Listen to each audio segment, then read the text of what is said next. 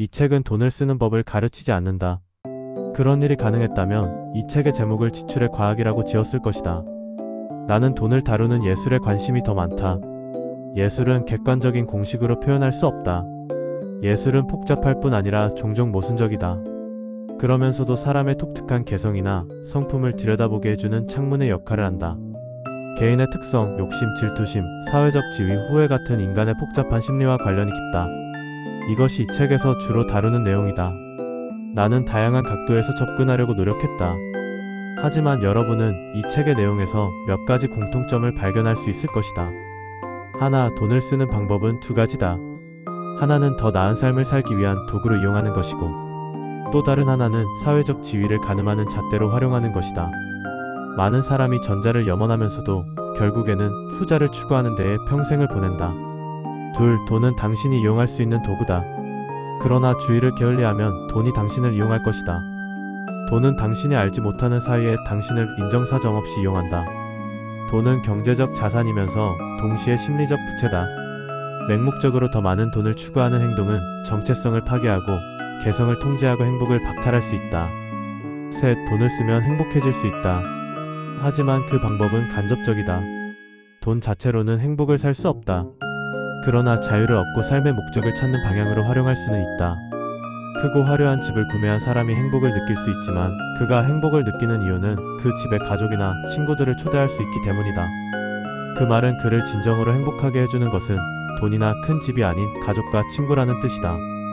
넷, 지속적인 행복은 만족에서 나온다. 돈에서 가장 행복을 느끼는 사람은 돈을 생각하지 않는 법을 알아낸 사람이다. 당신은 돈의 가치를 높이 평가하고 돈에 감사함을 느끼고 심지어 돈 앞에서 경외감을 품을 수도 있다. 하지만 마음속에서 돈에 관한 생각을 떨쳐내지 못하면 결국 돈에 집착하게 되고 통제받게 된다. 돈을 사용하는 최고의 방법은 당신이 어떤 사람인지를 돈으로 정의하는 게 아니라 당신이 되고자 하는 사람에 가까워지는 도구로 돈을 활용하는 것이다. 다섯, 더 나은 삶이 무엇인지 모르는 사람일수록 돈이 많은 삶이 더 나은 삶이라고 단정하기 쉽다. 그런 단편적인 시각은 심오한 문제를 가릴 수 있다. 돈은 워낙 눈에 잘 띄는 물건이라 목표로 삼기가 쉽다. 자신의 영혼을 진정으로 채워주는 게 무엇인지 알아내지 못한 사람에게는 돈을 추구하는 방법이 가장 수월하게 삶의 목표를 달성하는 길이다. 여섯, 모든 사람은 자신을 더 행복하게 해주는 방향으로 돈을 쓸 수 있다. 그러나 그 방법을 정의하는 공식은 없다. 나를 행복하게 해주는 물건이 당신 눈에는 쓸모없는 잡동사니처럼 보일 수 있다.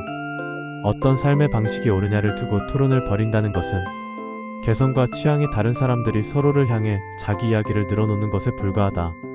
작가 루크 버기스는 이렇게 말한다. 우리는 하나의 생명체로서 기본적 필요를 충족한 뒤에 인간의 욕망이라는 세계로 진입한다. 당신에게 무엇이 필요한지를 아는 것보다 당신이 무엇을 갖고 싶어 하는지를 알아내기가 훨씬 어렵다. 영국의 작가이자 설교자 윌리엄 도스는 1907년 단순한 삶을 찾아서 출간했다. 그는 이 책에서 런던에 거주하는 자신의 친구들이 일생을 바쳐 돈과 성공을 추구했는데도 여전히 불행을 느낀다고 썼다. 반면 시골에서 단순한 삶을 사는 사람들은 훨씬 기쁨에 넘친다는 것이다. 그가 관찰한 바에 따르면 오로지 더 많은 돈을 벌기 위해 안간힘을 쓰는 사람들은 결국 돈의 노예가 되고 만다. 그들은 부를 쌓는 데 집착한 나머지 분별력, 인간관계, 삶의 질에 대한 통제력을 잃어버린다. 더 나은 삶을 위한 전략이라고 생각했던 것이 어느 순간 눈에 보이지 않는 독재자처럼 자신을 올가매고 족쇄로 바뀐다. 그들은 돈이 많을수록 더 행복해지리라고 생각한다. 그러나 돈으로 많은 것을 살 수는 있지만 돈을 향한 집착에서 벗어날 능력은 사지 못한다. 집착은 불안감과 불행으로 이어진다. 이는 영원히 계속되는 악순환의 고리다. 하지만 사람들 대부분은 그런 사실을 알지 못한다.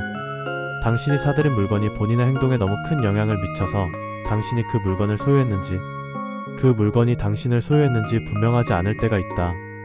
벤저민 프랭클린은 그런 상황을 적절히 묘사하는 글을 남겼다. 많은 사람이 돈을 주고 쾌락을 사들인다고 생각하지만 사실은 자신을 쾌락의 노예로 팔아버리는 것이다. 윌리엄 도스는 가장 단순한 삶이 가장 이상적인 삶이라고 말했다. 단순한 삶을 살아가는 사람들도 좋은 집이나 사치스러운 물건을 소유할 수 있다. 그들의 삶이 단순한 이유는 돈에 지배당하지 않고 돈을 지배하기 때문이다. 당신이 어떤 방식의 삶을 선택하느냐는 중요하지 않다. 핵심은 외적인 화려함에 중독된 삶이 아니라 스스로 선택한 삶이 되어야 한다는 것이다. 도스는 자신의 목표가 생계를 이어가는 것이 아니라 삶을 살아가는 것이라고 썼다. 어리석은 사람은 본인이 상상하는 삶을 끝없이 추구하며 현실의 삶을 희생한다. 당신이 어떤 삶을 선택하든 상관없다. 단순한 삶을 추구하는 것은 내면에 대한 깊은 이해와 성찰에서부터 시작된다. 목건 하우절. 돈의 방정식 중에서. 감사합니다.